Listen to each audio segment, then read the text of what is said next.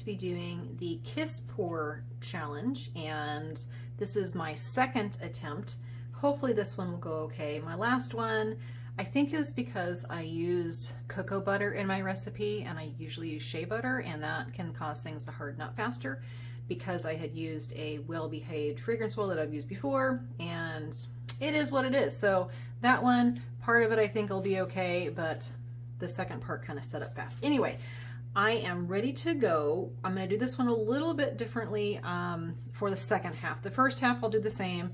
Let me backtrack. Kiss Pour is literally where you have two pouring pitchers. You layer different colors in each one, and then the batter kisses as you pour it. You want to pour it close to the mold, and it creates a beautiful design, kind of a feathery, marbly, watery kind of design. It is based on an acrylic type pour, so you really need to have a fluid batter, will behave recipe, and will behave fragrance, will behave micas, anything else you're using. So I think that was the problem with my previous batch, is I had used cocoa butter. I normally don't do it.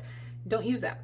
Anyway, that is what this is. So I'm going to, there's different pitchers you can use, but they, in the instructions for this, again, this is for the Soap Challenge Club, she used one of the ones with the longer spout and then one with the short spout, and she poured it on top of that one into the little edge.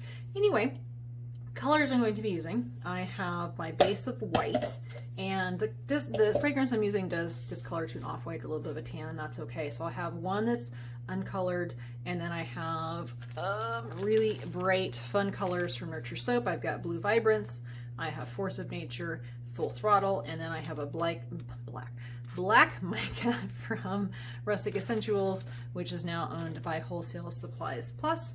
Now, back to the mold. For this particular challenge, it has to be done in a slab mold.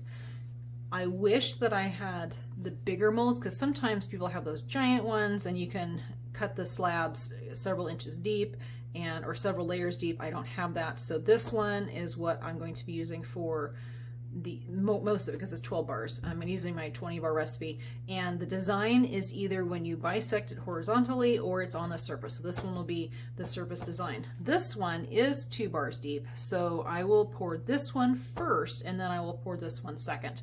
The reason why I'm pouring this one first is because you're going to end up with batter in your 2 pouring containers that are going to be kind of muddy to the bottom, and you're not going to be able to pour everything out on those very last parts. So you want to make sure this is nice and crisp and clean. This one, since I am cutting it horizontally, then it's okay if this top part is not exactly beautiful, because I'm going to be cutting it in half, and that inside part should have a really pretty design on it. I'm not going to be adding any of the any embeds in it. You could do that in the bonus category, can't do it in this one.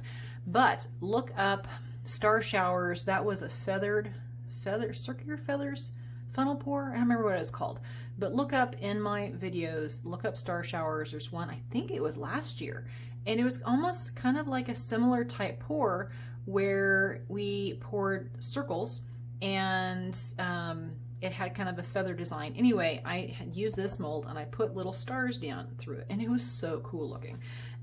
So anyway, I thought about doing this time. I'm not going to, because my first batch wasn't very fantastic, so I would like for at least one of these out of this to come out. So hopefully that'll be it. Hopefully everything will be great. No cocoa butter. I think I've rambled enough, and yeah, let's go ahead and get started. I lied. I forgot to tell you what fragrance I'm using. I'm using Electric Lemonade Cocktail from Brambleberry. Unfortunately, this one has been discontinued. I used it years ago, and my brother loved it. It does discolor to an off-white. That's what it is. It smells amazing. I remember it behaving really well. I had done a very fluid swirl when I did that one, so hopefully everything will work out fine. Okay, now let's make the soap.